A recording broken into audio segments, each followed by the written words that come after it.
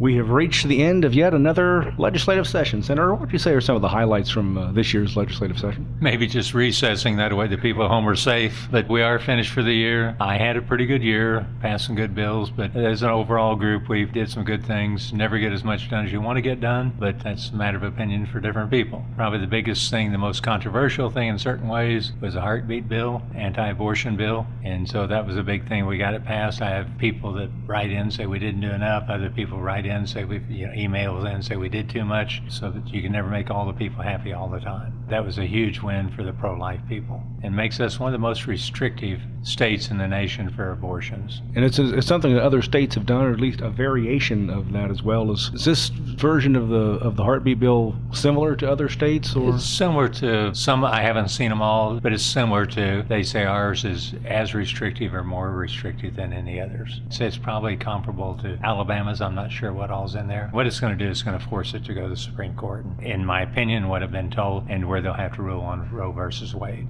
And that way we'll have some direction knowing where to go. Any other bills that pop out to you as highlights for the year?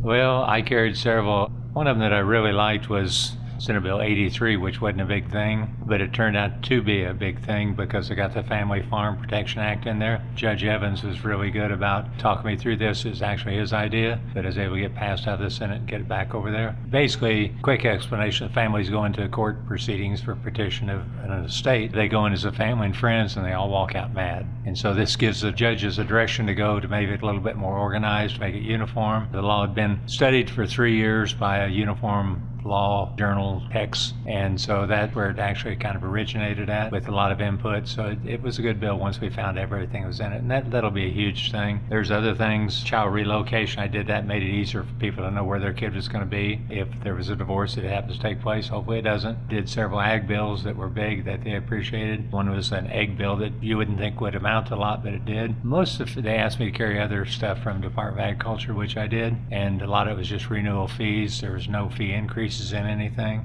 and allowed them to continue to operate in Department of Agriculture and Department of Natural Resources. Did a few things to make banks a little bit easier for filing their papers and cutting down on paperwork, and quit killing so many trees we often do up here. All in all, it's just a good session. I think we'll see more next year. We had new leadership this year, but the previous administration was really good about it. And the leadership this year is still a learning process, but they were cautious and careful about what they did bring up and what they did pass. As far as the budget goes, are some highlights for your area, for your part of the state? The biggest thing for our area was $10 million put in the budget for MSU to help them. They were the lowest per student higher ed facility in the state of Missouri, and got less per student because their growth kept going, but their student pay per student decreased as that kept growing because their funds didn't decrease. So we worked with the budgeteer really close, and were able to get $10 million for most statewide schools. Almost all of them just got $1 million. So that'll help level the playing field. I think it still puts them at the bottom, but at least not so far down on the bottom. And it's huge for MSU Springfield and MSU West Plains, which I